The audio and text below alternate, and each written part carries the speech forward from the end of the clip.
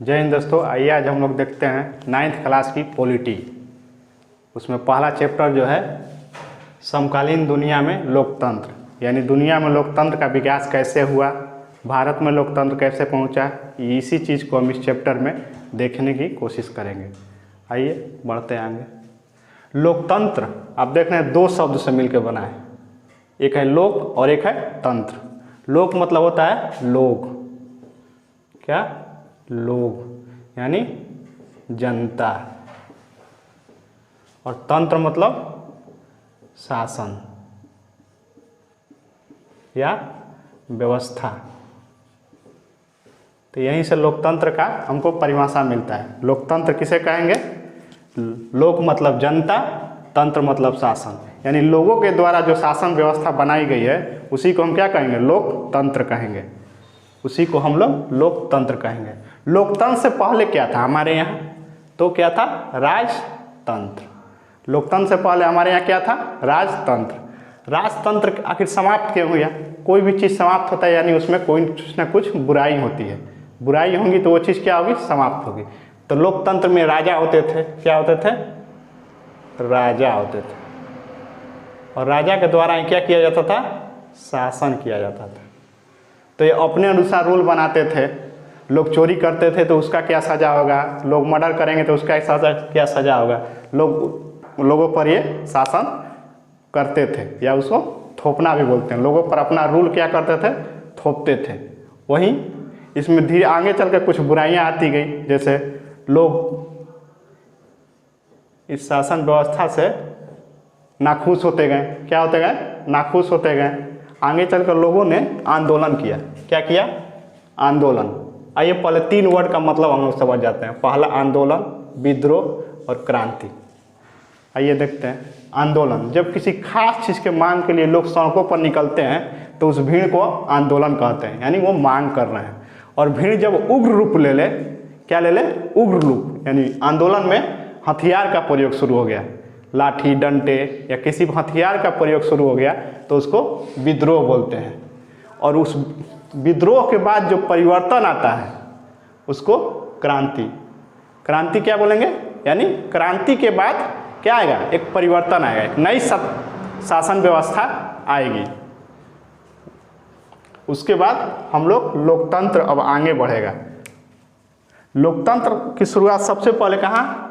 America. America का तो नाम आप लोग सुना होगा। इसकी राजधानी क्या है? Washington DC. इसको डीसी क्यों बोला जाता है?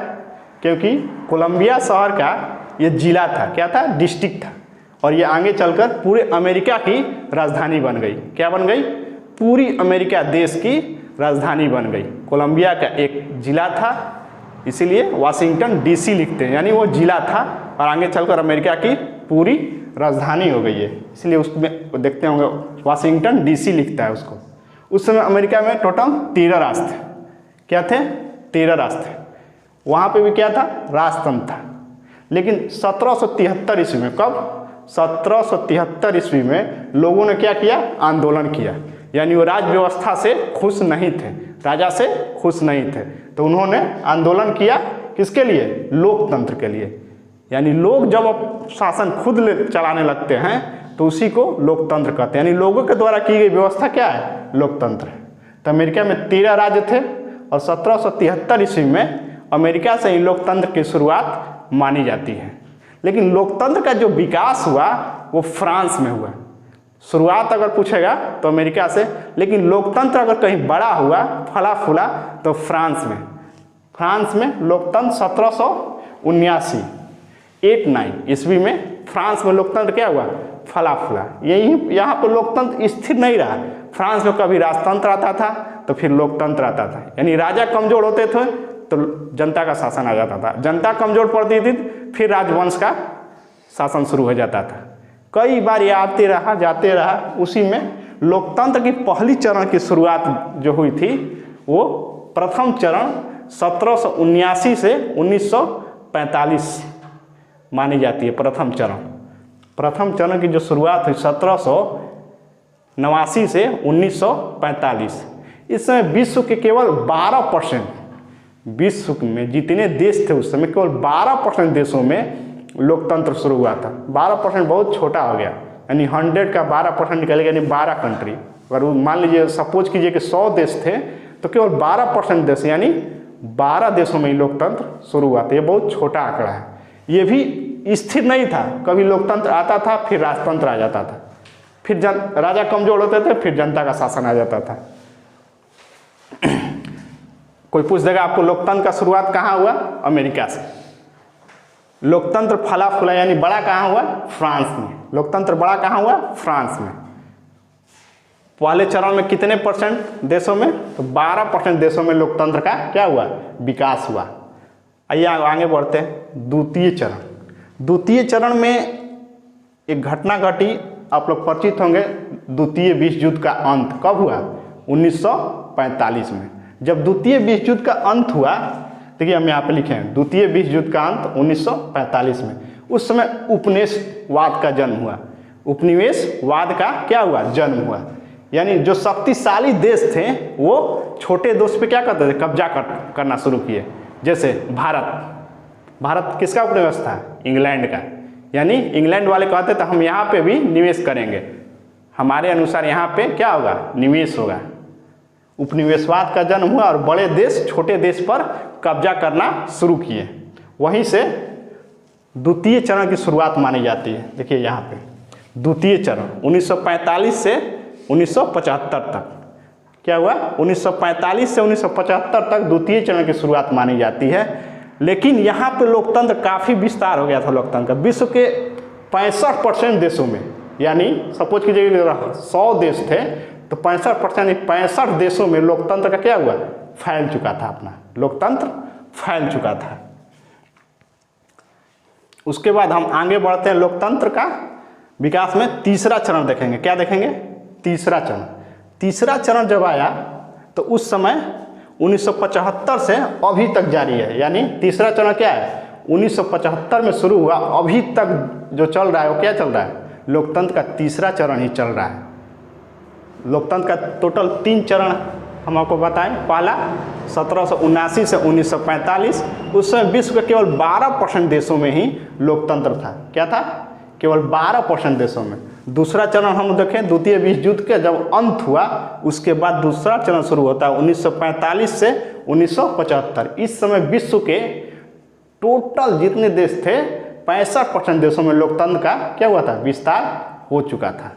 उसके बाद तीसरा चरण जब आया तो उस समय वैश्वीकरण की शुरुआत हुई।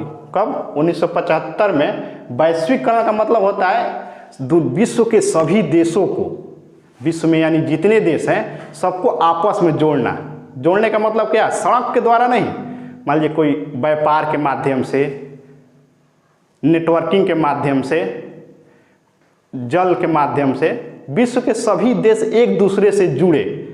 अभी भी जिन देशों में लोकतंत्र नहीं है उसके अगल बगल के देश कोशिश करते हैं कि उस देश में लोकतंत्र क्या हो? स्थापित हो। जैसे भारत है, भारत के पड़ोस में अगर मान लीजिए पाकिस्तान है, वहाँ पर लोकतंत्र अगर ख़त्म हो गया तो भारत सरकार के जो बड़े बड़े राजनेता हैं या भारत सरकार के जो बड़े बड़े उद्योगपति हैं कोशिश करते हैं वहाँ पर क्या हो? लोकतंत्र हो। यानी पूरे विश्व में अगर एक तरह की शासन होगी तो पूरे देश को जोड़ना क्या होगा? आसान होगा। जैसे मैथ में हम लोग पढ़ते हैं समान चिन्हों को जोड़ना कितना आसान होता है? जोड़कर आपस में जोड़ना कितना आसान होता है अगर समान चिन्ह हो तो। अगर अलग अलग चिन्ह जैसे जोड़ हो, घटा हो, गुणा हो तो क्या होता है? दिक्कत का सामना करना पड़ता है। लेकिन अगर पूरे विश्व में एक तरह की शासन व्यवस्था हो जाए तो हर देश को जोड़ना क्या हो जाएगा? आसान हो जाएगा। इसीलिए लोकतंत्र पे अभी भी जारी है फैलाव। क्या है? लोकतंत्र का फैलाव अभी भी जारी है। वही तीसरा चरण हम लोग देखेंगे 1975 से अभी तक क्या है? जारी है। पुनर्स्थापना। पुनर्स्थापना तीसरे चरण में पुनर्स्थापना, यानी जहाँ पर लोकतंत्र है और ख़त्म हो गया। जैसे अभी वर्तमान की घटना आप लोग देख रहे होंगे, कहाँ पर? अफगानिस्तान में क्या हुआ? वहाँ पर लोकतंत्र खत्म हो चुका है। यानी क्या हुआ? वहाँ पे लोकतंत्र जो चुनी हुई सरकार थी उसे हटाकर और तालिबानियों ने अपनी सरकार बनाई है। क्या बनाई है? अपनी सरकार बनाई है। तो आसपास के जो कंट्री है वो कोशिश कर रहे हैं कि वहाँ पे फिर से लोकतंत्र हो, यानी चुनाव हो और एक अच्छी शासक आए। लेकिन अभी वहाँ पे तालिबान का शासन व्यवस्था अफगानिस्तान में चल रहा है। सबसे लेटेस्ट एग्जाम्पल है अभी जो आप लोग को देखने को मिलेगा तालिबान में, वही उसको पुनर्स्थापित, जो आसपास के कंट्री हैं उसको सोच रहे हैं कि वहाँ पे पुनर्स्थापित कर दें, क्या लोकतंत्र बहाल कर दें, क्योंकि आपस में जोड़ना विश्व को आसानी हो जाती है। अभी तक क्या है, जारी है लोकतंत्र। ये जनरल इंट्रोडक्शन हो गया पॉलिटी का आपका 9th क्लास का। कल से हम लोग फर्स्ट चैप्टर शुरू करेंगे। क्या करेंगे, पहला चैप्टर शुरू करेंगे कल से, ठीक ना। जय हिंद, कल मिलेंगे फिर।